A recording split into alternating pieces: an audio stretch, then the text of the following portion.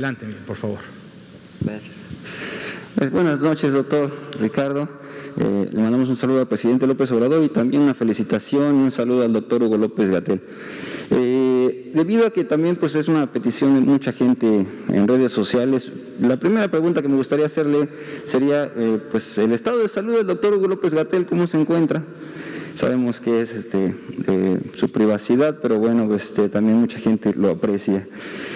Por otro lado, quisiera preguntarle también acerca de, por ejemplo, las vacunas que ya están saliendo. Vimos que salió anunciada una vacuna de Argentina y ya van 3 de Rusia, incluyendo la Sputnik.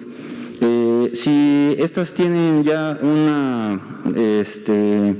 si México ya tiene una cierta visión hacia estas vacunas o cuál sería su siguiente planteamiento o la siguiente vacuna que tendríamos en puerta más adelante, ya que se está avanzando bastante afortunadamente con esto. Y la tercera sería, por ejemplo,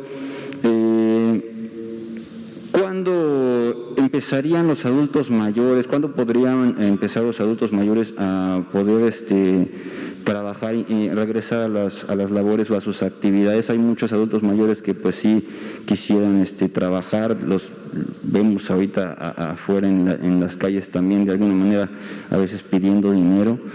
Me gustaría saber cuándo podrían ustedes ver viable que ya se pudieran reincorporar las actividades, en qué momento sería.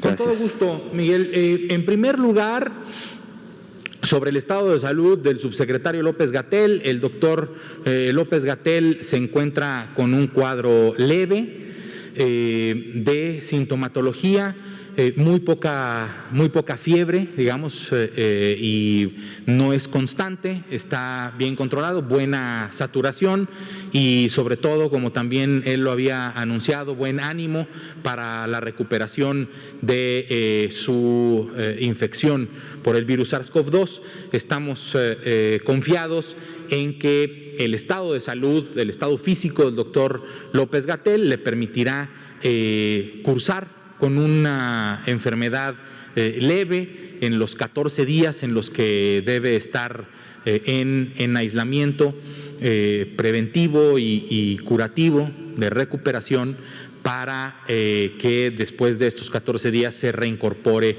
a sus actividades, mismas que no ha suspendido. Afortunadamente el siglo en el que vivimos nos permite estar trabajando y en contacto a distancia, y el doctor López-Gatell no ha dejado de estar al pendiente del análisis epidemiológico y de la estrategia operativa de la política nacional de vacunación contra el virus SARS-CoV-2. Ay Dios, recuérdamelo.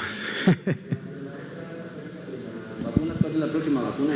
La próxima vacuna en tener una autorización para su uso de emergencia en nuestro país, en realidad pues no podríamos saber cuál es. No hay ahorita un expediente o dossier ingresado en COFEPRIS para hacer el análisis, pero sí se cuenta con vacunas que están, por ejemplo, llevando a cabo ensayos clínicos en nuestro país, como puede ser la de Janssen y Novavax. Esta información la pueden encontrar también en un cuadro en coronavirus.gov.mx, dando clic en la primera imagen que aparece en la portada, donde dice más información para vacuna, y bajando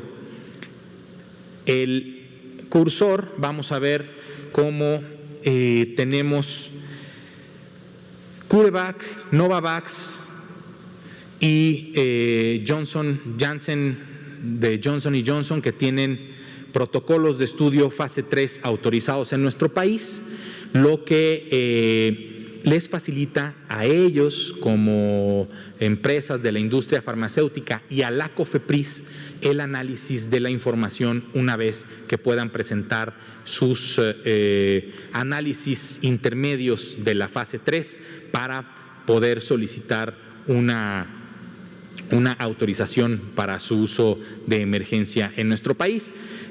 No quiere decir lo que estoy diciendo, no quiere decir que alguna de estas 3 vacunas pueda ser la siguiente en solicitar, pero pues tenemos ese registro en COFEPRIS de que esas 3 vacunas tienen un ensayo clínico fase 3 con sitios en nuestro país, ¿no? Puede ser alguna de esas vacunas.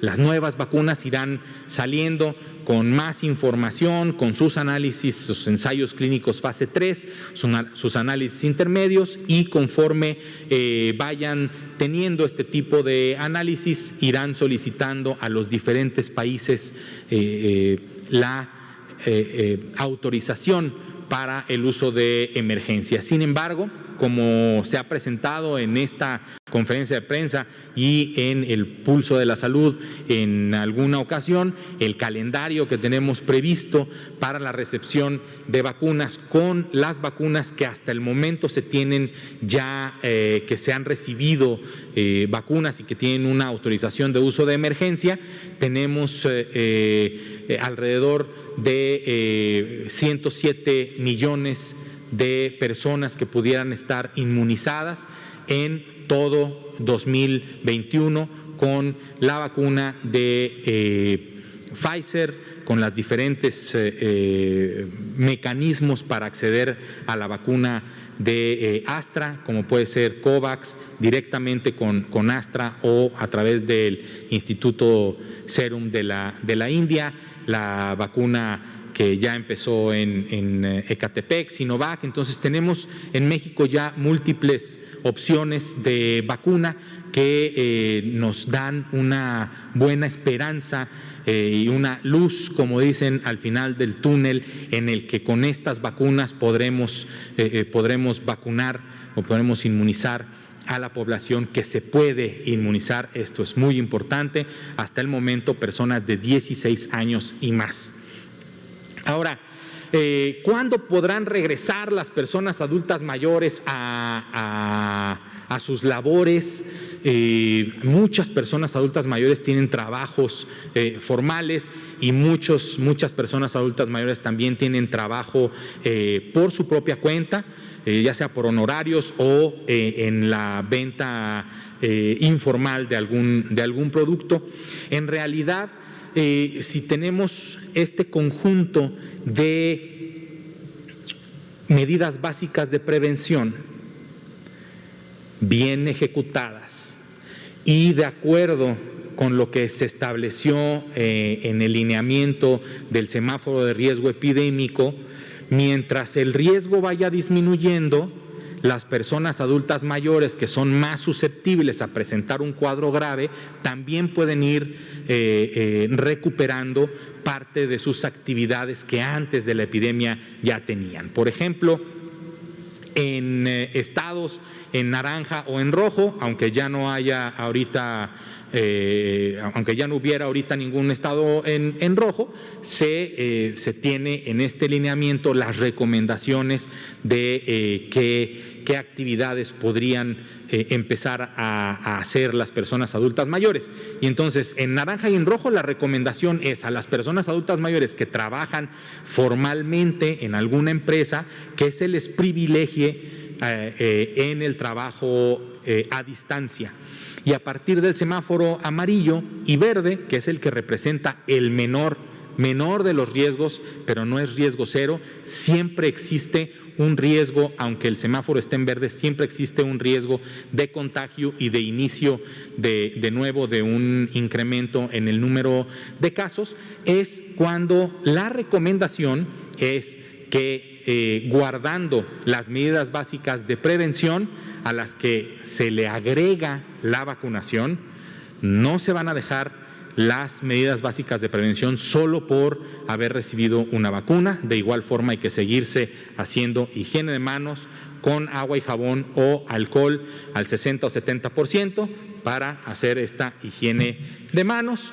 El seguir utilizando el cubrebocas de forma correcta, cubriendo nariz y boca para disminuir la probabilidad de emitir al aire libre gotitas o aerosoles que pudieran estar contaminadas con el virus SARS-CoV-2, y también el hecho de tener aglomeraciones en lugares cerrados se debe de evitar. Los lugares cerrados hay que ventilarlos correctamente para que no se vicie el aire dentro de estos lugares cerrados y por lo tanto, si tenemos todas estas medidas de prevención a las que la vacuna se le une, es como estamos viendo que se reduce la curva de contagios y será la forma en la que las personas adultas mayores que tengan algún trabajo específico, alguna necesidad de trabajar, se podrán integrar poco a poco a sus labores. Adelante.